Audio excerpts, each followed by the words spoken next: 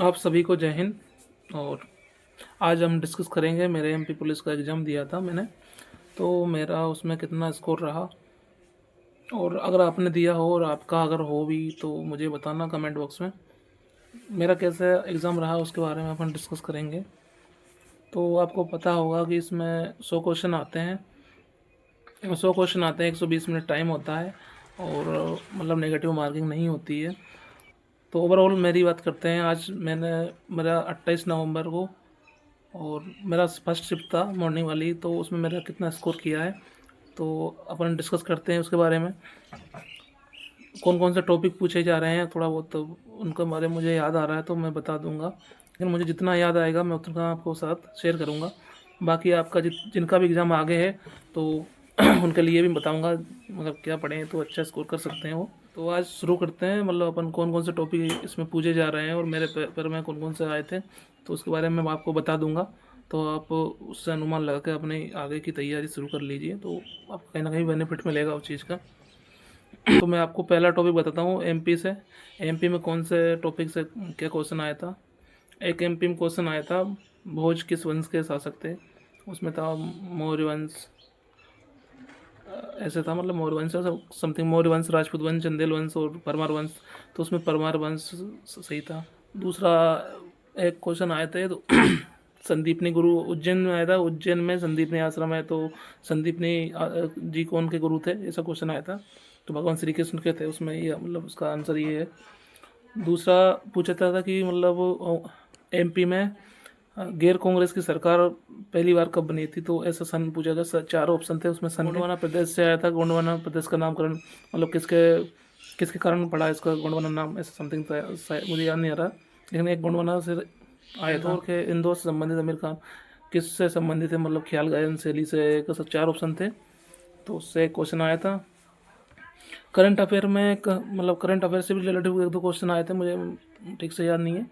और GK GS में एक क्वेश्चन था कबड्डी प्लेयर से, कैसे कौन से कबड्डी प्लेयर हैं जो मतलब डीएसपी के पद पर तैनात है और उन्होंने इंडिया के लिए मेडल जीते हैं। तो अजय ठाकुर में ऑप्शन था और बाकी मुझे तीन ऑप्शन याद नहीं आ रहा था, लेकिन अजय ठाकुर हिमाचल प्रदेश में आपने देखा होगा इंडिया टीम के कप्तान भी रहे हैं वो, और हिमाचल प्रदेश में डीएसपी है हिमाचल पुलिस में। तो ओवरऑल अपन इसमें देखा तो लगभग मुझे 7 से मतलब 8 से 10 क्वेश्चन लगे एम पी जी के का, जो मतलब मुझे लगे कि हाँ अगर थोड़ा बहुत जानता हो तो बना लेगा आराम से कोई भी, इतना टफ नहीं आ रहा है। साइंस का स्कोर बताता हूँ आपको, साइंस में कैसा क्या कौन से टॉपिक्स अधिक पूछे जा रहे हैं। तो साइंस में अधिकतर वेटेज है उसका केमिस्ट्री का, उसमें क्या न्यूमेरिकल बन रहा है तो थोड़ा थोड़ा उसमें आ रहा है थोड़ा कठिन। और फिजिक्स में भी आ रहे हैं और बायो से एक दो क्वेश्चन उसमें बायो शब्द दिखाए थे मुझे। एक तो था टेस्टोस्टेरोन हार्मोन मतलब कहाँ से किस ग्रंथि से निकलता है, एक ये क्वेश्चन था। एक कोई ग्रंथि से क्वेश्चन आया था, मुझे ठीक से याद नहीं है, कोई एक ग्रंथि से क्वेश्चन आया था। एक क्वेश्चन था कि यूरिया का पर्तनांक दे रखा था 2.42, और मतलब उसमें कोई न्यूमेरिकल था, उसमें आगे कुछ पूछा था कि उस एक फ्लेमिंग का बाएं हाथ का नियम आया था, तो ये अंगूठा का पूछा तम का कौन सी दिशा को मतलब बता रहा है, तो एक वो था। तो 10 से 12 क्वेश्चन साइंस के थे, मतलब अच्छा वेटेज था। और ऐसे मिला के कहें तो लगभग साइंस के कहें तो साइंस के अच्छे क्वेश्चन थे। बाकी जी के जी एस लगभग 40 मतलब 35 से 40 नंबर का जी एस आया था, जो कि अच्छा लेवल का था। अपन जी एस को इतना हल्के में नहीं ले सकते, खासकर साइंस को। तो करंट अफेयर को तो आपको पता है कहीं से भी कोई भी क्वेश्चन आ सकता है। नेक्स्ट बात करते हैं रीजनिंग की। तो रीजनिंग में आकृति से संबंधित कम से कम 3 से 4 क्वेश्चन थे, जो कि नेक्स्ट आकृति क्या आएगी, मतलब 3 फिगर दे रखा था उसमें, नहीं अनुपात जैसा था ये फिगर इससे संबंधित है, तो मतलब ये फिगर अगर आगे कौन सी फिगर से संबंधित होगी, ऐसे 2-3 क्वेश्चन थे जो मुझे कन्फ्यूजन किया।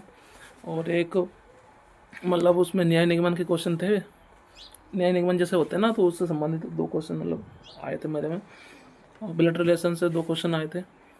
दर्पण प्रतिबिंब से आया था 2 क्वेश्चन, एक तो आकृति में था और एक मतलब कुछ पूछा था, ऐसे ऐसे था।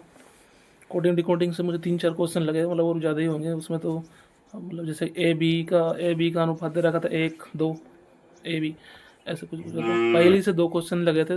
2 क्वेश्चन मतलब ठीक थे, अगर स्टेटमेंट में दे रखा था, लेकिन ठीक था, अगर बना लेंगे। गणितीय संग्रह से 3-4 क्वेश्चन थे, जैसे मतलब एक गुणा में लिखा जाता है, इसको भाग कहते हैं, उस उनको सोल्व कर। रीजनिंग में अगर आपको अच्छे से करना है तो प्रैक्टिस लगाइए, आपका सारे क्वेश्चन कवर हो जाएंगे। और एनालिसिस जो सर करवाते हैं उनको देखते रहिए, कहीं आपको मतलब कंसेप्ट क्लियर रहेंगे और आपको एक माइंड में रहेगा कि कौन से टॉपिक से किस क्वेश्चन पूछा जा रहा है। मेरे में घड़ी का एक क्वेश्चन भी नहीं था, कैलेंडर का एक क्वेश्चन था, मतलब 100 दिन में मतलब ऐसे पूछा था, 100 दिन बाद कौन सा दिन होगा, ऐसा समथिंग एक क्वेश्चन था आया था। तो इसके बाद में अपन मैथ की बात कर लेते हैं, वीडियो बड़ा हो जाएगा। मैथ में आए थे अलजेब्रा से एक क्वेश्चन आता है। अलजेब्रा से एक क्वेश्चन तो था नहीं, अलजेब्रा से 2 क्वेश्चन आए थे जो कि अच्छे लेवल के थे। मतलब टाइम एंड वर्क के 2 से 3 क्वेश्चन आए थे। टाइम एंड वर्क के ABC का, मतलब जैसे ABC 20 दिनों में कर सकते हैं, A 10 दिनों में कर सकता है, बी 15 दिनों में कर सकता है, तो C कितने दिनों में कर सकता है। एक तो ऐसा क्वेश्चन था। एक क्वेश्चन था कि मान लो मतलब कोई 4 व्यक्ति किसी काम को 10 दिन में कर सकते हैं, तो 9 व्यक्ति किसी काम को कितने दिन कर सकते हैं। MDS फॉर्मूले पे आया था क्वेश्चन, जो कि मतलब बन जाता, कोई दिक्कत नहीं। लाभ आने से 3 से 4 क्वेश्चन लाभ आने से थे, जो कि नॉर्मल थे। मतलब जैसे एक दर्जन वस्तुएं 1200 रुपये में खरीदी गई, तो उनको 350 रुपये में बेचा गया, तो मतलब एक दर्जन को 350 रुपये में बेचा गया, तो उसका लाभ बताइए। ऐसा समथिंग था वो। सरलीकरण से 2 से 3 क्वेश्चन थे, जो कि नॉर्मल थे, कोई इतने बड़े लेंदी नहीं थे।